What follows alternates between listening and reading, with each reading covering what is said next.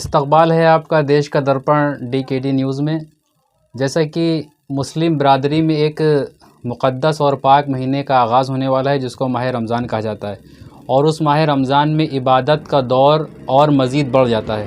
کس طریقے کی عبادت کی جاتی ہے اور رمضان شریف کے کیا کیا فرائض ہیں، اس سلسلے میں ہم بات کریں گے۔ ہمارے ساتھ اپنا آپ درشکوں کو ہمارے نام اور اپنا بتا دیے کہ کس مدرسے سے آپ تعلق رکھتے ہیں۔ میرا نام محمد انیس ندوی ہے۔ میں یہاں جوائی ٹولے میں مسجد صدیقیہ ہے اس کا میں امام ہوں، اور بلوچ پورے میں مدرسہ ہے مظہر الاسلام جو ندوے کی شاخ ہے، وہاں میں پڑھاتا ہوں۔ جیسے کہ امام صاحب، رمضان مبارک کا مہینہ شروع ہونے والا ہے اور بہت پاک مقدس مہینہ ہے۔ اس مہینے میں کیا رمضان شریف کے ایسے فرائض ہیں جو ہر مسلمان پر ضروری ہیں، اور رمضان شریف کی کیا فضیلتیں ہیں؟ جیسا کہ آپ نے پوچھا رمضان المبارک سے متعلق، تو یہ تو ہمارے جو اللہ تعالیٰ نے جو اسلام کی بنیاد ہمیں دی ہیں، اور حضور اکرم صلی اللہ علیہ وسلم نے جو بتایا ہے کہ اسلام کی بنیاد 5 چیزوں پر ہے، اس میں سے ایک بہت اہم یہ رکن ہے کہ بنی الاسلام علی 5، اس میں سے ایک ہے کہ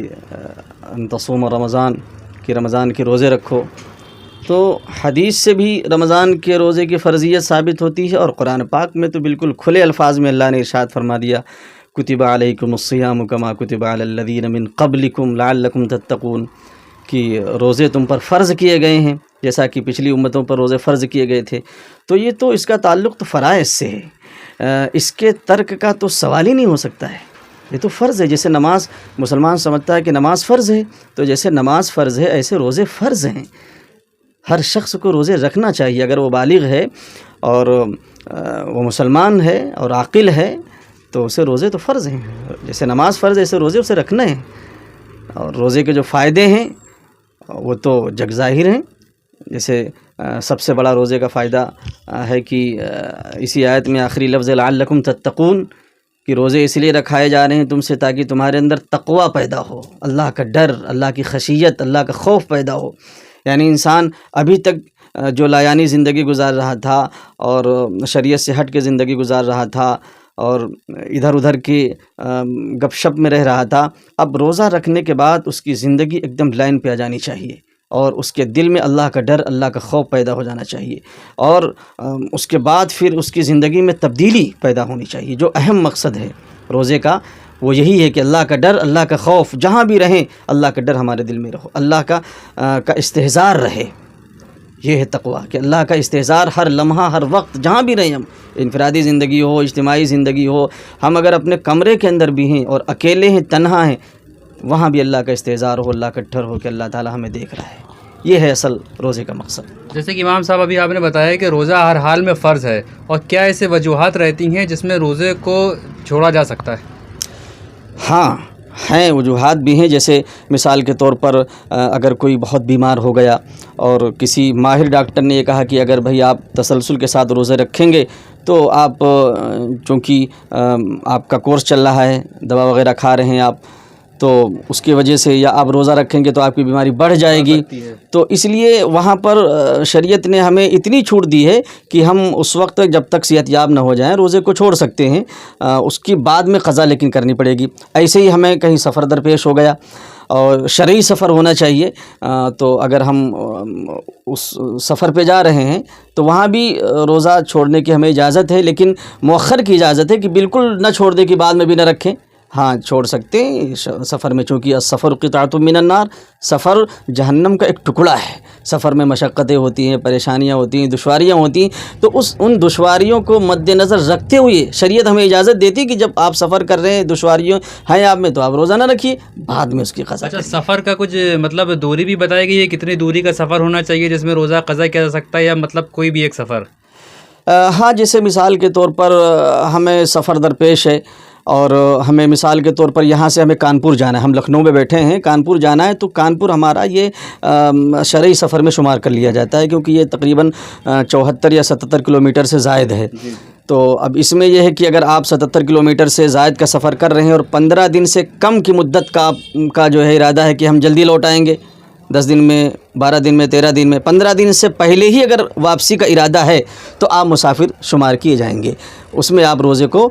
جو ہے مؤخر کر سکتے ہیں۔ اچھا، روزے کس ایج پہ آ کے، کس عمر پہ روزے فرض ہوتے ہیں؟ جیسے کہ اگر نماز کا فرض کا ایج الگ، عمر الگ بتائی جاتی ہے، اور روزے کے کس عمر میں جا کے فرض ہو جاتے ہیں؟ نہیں، اس میں کوئی فرق نہیں ہے، جس عمر میں نماز فرض ہوتی ہے اسی عمر میں روزے فرض ہوتے ہیں۔ تو کیا ایج عمر ہے اس کی؟ اس کی عمر تقریباً جو ہے شریعت تو ہمیں 14 سال بتاتی ہے کہ 14 سال کا اگر بچہ یا بچی ہو گئے تو اب ان کے اوپر جیسے نماز فرض ہو گئی ایسے ہی روزے بھی فرض ہو گئے۔ اچھا، یہ سب میں ایسا ایک بات یہ بھی آتی ہے کہ کبھی کبھی ایسا ہوتا ہے کہ جو سحری کا وقت ہوتا ہے اس وقت سحری میں اگر کوئی روزدار سحری نہ کرے اور اس کے باوجود اس کو روزہ رکھنا پڑے تو اس میں کس طریقے کے، جیسے سحری نہیں ہو پا رہی ہے تو اس میں سحری کا ثواب ملتا ہے یا سحری کھانا سنت ہے، تو سحری کھا کر ہم روزہ رکھتے ہیں تو ایک سنت کا ثواب ملتا ہے، لیکن اب اگر کوئی ایسا سویا کہ اس کی آنکھیں نہیں کھلی سحری کے ٹائم، لیکن اس کا ارادہ اور نیت یہ تھی کہ ہم روزہ رکھیں گے، پورا دن روزہ رکھیں گے، تو وہ روزہ رکھے، اس کے روزے پہ کوئی فرق نہیں پڑے گا۔ ایک نے سحری کر کے روزہ رکھا، ایک نے بغیر سحری کے روزہ رکھ لیا، تو روزے میں کوئی فرق نہیں پڑے گا۔ لیکن ہاں یہ ہے کہ بغیر سحری کر کے روزہ رکھا جائے گا تو سحری کھانے کا جو سنت کا جو ثواب ہے وہ ثواب نہیں ملے گا بس، لیکن روزے پہ کوئی فرق نہیں پڑے گا، روزہ ہمارا پورا مکمل ہوگا۔ روزے کا چاند، رمضان کا چاند شروع ہوتے ہی مہینے کے تراویحوں کا آغاز ہو جاتا ہے۔ نماز تراویح کے بارے میں کیا کچھ بتایا گیا ہے؟ نماز تراویح تو ہمارے یہاں سنت مؤکدہ ہے، جسے فجر کی سنت ہم پڑھتے ہیں، ضروری سمجھتے ہیں، ظہر سے پہلے والی 4 رکعت سنت ضروری سمجھتے ہیں، 2 رکعت بعد والی سنت ضروری سمجھتے ہیں، ایسے ہی یہ سنت مؤکدہ ہے۔ مؤکدہ یعنی تاکید کی گئی کہ ہاں ہمیں پڑھنا ہے۔ تو تراویح حدیث میں آتا ہے کہ من قام رمضان ایمانا واحتسابا غفر له ما تقدم، کہ جس نے قام رمضان سے مراد یہاں پر جو ہے علماء نے تراویح مراد لی ہے، کہ جیسے من صام رمضان جس نے روزہ رکھا، من قام رمضان جس نے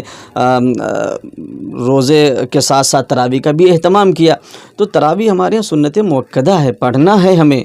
اس کو چھوڑیں گے نہیں، اور 20 رکعت تراویح پڑھنی ہے ہمیں۔ تراویح کا کیا معمول ہے؟ تراویح کو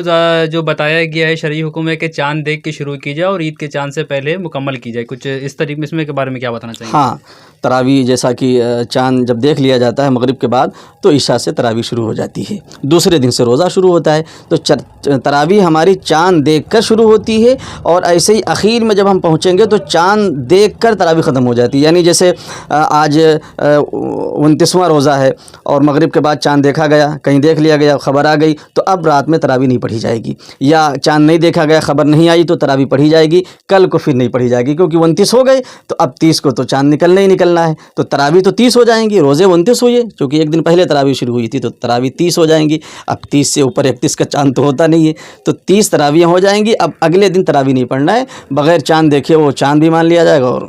امام صاحب، ماہ رمضان کے مبارک مہینے میں طاق راتوں کا بھی سلسلہ رہتا ہے جسے شب قدر کہا جاتا ہے، اس کے بارے میں ہمیں اتنی معلومات نہیں، ہم آپ سے جاننا چاہیں گے کہ ان راتوں کی کیا فضیلتیں اور کن کن دن میں وہ شروع ہوتی ہیں؟ طاق راتوں کے بارے میں تو بڑی فضیلت آئی ہے، حدیث میں وارد ہوئی ہے، اور قرآن پاک میں اللہ تعالیٰ نے سورہ دخان کے اندر جو شروعات کی جو آیتیں ہیں، حامیم تنزیل، حامیم والکتاب المبین، انا انزلناہ فی لیلۃ مبارکۃ انا کنا منذرین فیہا یفرق کل امر حکیم، تو یہاں اس سے جو مراد ہے لیلۃ مبارکہ سے یہ بھی شب قدر مراد ہے، اور ایک تو پوری صورت ہی نازل ہوئی ہے انا انزلناہ فی لیلۃ القدر، کہ ہم نے قرآن پاک کو لیلۃ القدر میں اتارا ہے، اور لیلۃ القدر خیر من الف شہر، لیلۃ القدر جو ہے یہ 1000 مہینوں سے بہتر ہے، یعنی 1000 مہینے عبادت کیے جائیں اور ایک رات عبادت کی جائے برابر ہے، بلکہ اس سے بھی بڑھ کر ہے۔ تو شب قدر جو ہے جس کو لیلۃ القدر کہا جاتا ہے، اس کی فضیلت کے کیا کہنے، ایک رات بھی اگر مل جائے تو بتائیے 80 سال کی عبادت کا ثواب ملتا ہے، اور کتنا سستا سودا ہے کہ اللہ کے نبی نے بتایا، ارشاد فرمایا کہ 5 جو طاق راتیں ہماری ہیں، 21، 23، 25، 27، 29، اور بعض روایتوں میں 22 بھی آیا ہے، 24، 26 اور 28، 30 بھی آیا ہے، لیکن اگر ہم ان طاق راتوں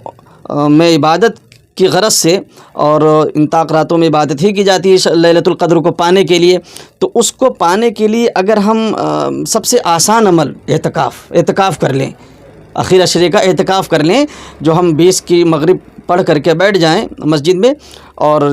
جو ہے آخر تک اعتکاف جو ہوتا ہے 10 دن کا اعتکاف کر لیں، تو اس میں لیلۃ القدر ہمیں مل جائے گی۔ اور لیلۃ القدر اگر ہمیں مل گئی تو پھر کیا کہنے ہماری عبادت کے، یہ سمجھ لیجیے کہ ایک دم سے انسان تحت الثری سے اور جو ہے عرش معلیٰ پر پہنچ جائے گا عبادت کے اعتبار سے، اتنا بڑا اس کا مقام ہو جائے گا، کیونکہ اسے تو رات ملنی ہی ملنی ہے۔ اگر ان طاق راتوں میں اسے کوئی ایک رات لیلۃ القدر کی آ گئی اور وہ معتکف ہے، اور معتکف اگر سو بھی رہا ہے تب بھی وہ عبادت گزار شمار ہوتا ہے۔ تو امام صاحب ایک بات اور آپ سے یہ پوچھنا تھی کہ جیسے علماؤں سے بھی سنا ہے کہ اور کتابوں میں ہے کہ اگر کوئی شخص 30 روزے رکھ لیتا ہے اور اللہ کے بارگاہ میں گڑگڑا کے اپنے گناہوں کی توبہ کرتا ہے تو اس کے گناہ بالکل معاف کر دیے جاتے ہیں اور پیدا ہوئے بچے کے طرح ہو جاتا ہے۔ اس طریقے کی کیا بات ہے، پوری ہمارے چینل کے ذریعے بتائیے۔ بہت اچھی بات آپ نے چھیڑی اور بہت اچھا سوال کیا۔ یہ تو حدیث کے الفاظ ہیں کہ اس کا پہلا عشرہ رحمت کا، پھر مغفرت کا، پھر آگ سے خلاصی کا ہے، کہ اگر کوئی شخص جو ہے سچے دل کے ساتھ، سچے جذبات کے ساتھ روزہ رکھ رہا ہے اور پورے اہتمام کے ساتھ عبادت کر رہا ہے، تلاوت کر رہا ہے اور اللہ سے دعائیں مانگ رہا ہے، تو پوری امید اللہ کی ذات سے ہے کہ اللہ تعالیٰ اس کو، اس کے گناہوں کو تو معافی کر دے گا، اس کو اتنے اعلیٰ مقام پر پہنچا دے گا عبادت کے اعتبار سے اور جو ہے ثواب کے اعتبار سے، کہ اس کا تصور نہیں کیا جا سکتا، کیونکہ اللہ تعالیٰ حکم الحاکمین ہے، بلکہ اللہ تعالیٰ شہنشاہوں کا شہنشاہ ہے۔ اللہ تعالیٰ اپنے اعتبار سے انسان کو عطا کرے گا، نوازے گا، اور اللہ کی عطا کے کیا کہنے، اللہ کی عطا وہ تو لہو ملک السماوات والارض وللہ خزائن السماوات والارض، آسمان و زمین کے خزانے اس کے ہیں۔ تو اللہ تعالیٰ اگر کسی کو دینے پہ آ جائے، اللہ کس ہماری عبادت سے خوش ہو جائے، کس روزے سے خوش ہو جائے، کس تلاوت سے خوش ہو جائے، کس دعا سے خوش ہو جائے، ہمارے کس چھوٹے سے چھوٹے عمل سے خوش ہو جائے، کچھ نہیں کہا جا سکتا۔ اور اللہ تعالیٰ خوش ہو جائے گا تو کیا ہمیں دے گا، ہم اندازہ نہیں کر سکتے۔ اگر انسان کو دکھا دیا جائے کہ آپ کے روزے پر آپ کو یہ اجر ملے گا، آپ کے رمضان المبارک میں کی ہوئی عبادت کا یہ ثواب ہے، تو انسان میں یقین کے ساتھ یہ بات کہہ سکتا ہوں کہ انسان سارے کام چھوڑ کر کے وہ عبادت میں لگ جائے گا، کیونکہ روزے کا جو اجر ہے، اللہ رب العزت فرماتا ہے کہ روزے کا اجر میں خود اپنے ہاتھ سے دوں گا روزے دار کو۔ اب آپ اندازہ کریں کہ یہاں دنیا کا اصول ہے کہ اگر معلوم ہمیں ہو جائے کہ ہمیں ہمارے اس کردار پر یا ہمارے اس عمل پر بادشاہ ہمیں یا ہمارے پی ایم صاحب ہمیں اپنے ہاتھوں سے نوازیں گے، کوئی انعام وغیرہ، کوئی تحفہ یا کوئی ایوارڈ، تو کتنا خوش ہوتا ہے انسان کہ ارے پی ایم صاحب ہمیں نوازیں گے اس ایوارڈ سے، یا یہ ایوارڈ ہمیں پی ایم صاحب نے اپنے ہاتھوں سے دیا تھا، سی ایم صاحب نے اپنے ہاتھوں سے دیا تھا۔ وہ تو حکم الحاکمین ہے، شہنشاہوں کا شہنشاہ، وہ کہتا ہے کہ روزے دار کو میں اپنے ہاتھ سے بدلا دوں گا روزے کا۔ آپ اندازہ کر سکتے ہیں کہ کتنا زیادہ اس کا اجر ہوگا، پھر اللہ دے رہا ہے۔ تو امام صاحب جیسے کہ ان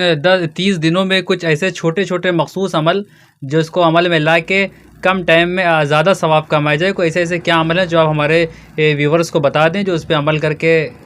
ثواب حاصل کر سکیں؟ دیکھیے، سب سے آسان اور کم سے کم اتنا ضرور کرنا چاہیے لوگوں کو کہ رمضان المبارک میں فرض نمازوں کا اہتمام تکبیر اولیٰ کے ساتھ، سنتوں کے ساتھ اور نفلوں کے ساتھ،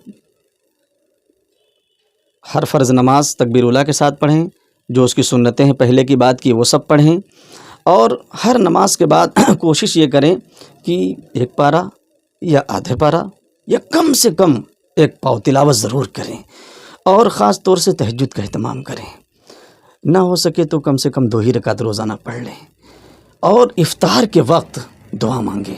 عام طور پر ہم لوگ افطار کے وقت افطار سیٹ کرنے میں اور لوگوں کو بٹھانے اٹھانے میں وقت کو ضائع کر دیتے ہیں، اور اذان ہونے لگتی ہے اور جلدی جلدی افطار کی دعا بھی بھول جاتے ہیں۔ کم سے کم 10 منٹ پہلے افطار سامنے رکھا ہوا ہو، ہمارے ہاتھ بارگاہ الہی میں اٹھے ہوئے ہوں، اور خوب گڑ گڑا کے اللہ سے دعا مانگے کہ اللہ دیکھیے، جب تک تیرا حکم نہیں ہے ہم کوئی چیز چکھ نہیں سکتے، ہمارے لیے کوئی رکاوٹ نہیں، ہم چاہے کھا لیں پی لیں سب کچھ کر سکیں، لیکن جب تک تیرا منادی آواز نہیں دے گا ہم کوئی چیز چکھ نہیں سکتے، ہم پی نہیں سکتے۔ اب اللہ کے سامنے جب اس طرح ہم دعا کریں گے تو کیا اللہ کو پیار نہیں آئے گا؟ کیا اللہ کو رحم نہیں آئے گا؟ جو چاہیں اللہ سے مانگے، دریا کھلا ہوا ہے، گویا کہ سمندر کھلا اللہ کی رحمت ہو، جو چاہے مانگ لے، خاص طور سے تہجد کے وقت، افطار کے وقت۔ ایک آخری سوال چھوٹا سا ہے کہ تہجد کا وقت کیا ہے اور کس وقت سے تہجد شروع ہوتی ہے اور جو پورا ثواب ملے؟ تہجد کا جو سب سے اہم وقت ہے وہ رات کا آخری حصہ ہوتا ہے۔ مثال کے طور پر ہمارے یہاں لکھنؤ میں جو یہ آخری وقت ہے سحر ختم ہونے کا، وہ تقریباً 5 بجے کا ہے، تو مان کے چلیے 3:30 بجے سے شروع کر دیں ہم اپنی تہجد وغیرہ، اور 3:30 بجے سے لے کر کے 4:30 تک تہجد میں لگے رہے، تہجد تلاوت وغیرہ۔ اس کے بعد جو آخری کا آدھا گھنٹہ ملے اس میں ہم سحر کریں، کیونکہ سحر آخری وقت میں کرنا زیادہ بہتر ہے۔ تو امام صاحب، مسلم برادری کے لیے، کمیونٹی کے لیے، اس ماہ مبارک رمضان کے مہینے کے لیے آپ کا کیا پیغام ہے؟ میرا پیغام یہی ہے کہ سب لوگ روزوں کا اہتمام کریں، تلاوت کا اہتمام کریں، اور ایک بات جو رہ گئی تھی وہ کہ اللہ کے نبی صلی اللہ علیہ وسلم کا بڑا اہم عمل تھا کہ آپ صلی اللہ علیہ وسلم رمضان المبارک کے مہینے میں خاص طور سے اتنی فیاضی کا مظاہرہ کرتے تھے، اتنی سخاوت کا، کہ جیسے تیز ہوا چل رہی ہو، تیز آندھی چلتی ہے، آپ بالکل ایسے ہو جاتے تھے، یعنی آپ کے پاس آیا یوں خرچ کر رہے ہیں، دائیں بائیں آگے پیچھے سب طرف، یعنی خوب خرچ، یعنی خوب جو ہے روزہ داروں پہ، اور جو غربا ہیں، جو ہمارے لوور کلاس کے لوگ ہیں، وہ خوب لوگوں پہ خرچ کرنا، اور دین کے کاموں میں خوب خرچ کرنا، تو اور اپنے بچوں پہ بھی خرچ کرنا، اپنے ساتھیوں پہ، عزیزوں پہ، رشتہ داروں پہ، اور مسجد مدرسوں پہ خوب خرچ کرنا۔ تو یہ بھی ایک اہم عمل ہے رمضان کا، کہ خرچ کرنا، انفاق فی سبیل اللہ، اللہ کے لیے خوب خرچ بھی کریں، اس سے بھی اللہ تعالیٰ بہت خوش ہوتا ہے۔ تو جیسے کہ امام صاحب نے پوری بات بتائی کہ 30 روزے رکھ کے کس طریقے سے اللہ سے بندہ اپنے گناہوں کی توبہ کر کے باعزت بری ہو سکتا ہے۔ اپنے سہیوگی کیمرہ مین کے ساتھ فیصل مجیب، DKD نیوز کے لیے، لکھنؤ۔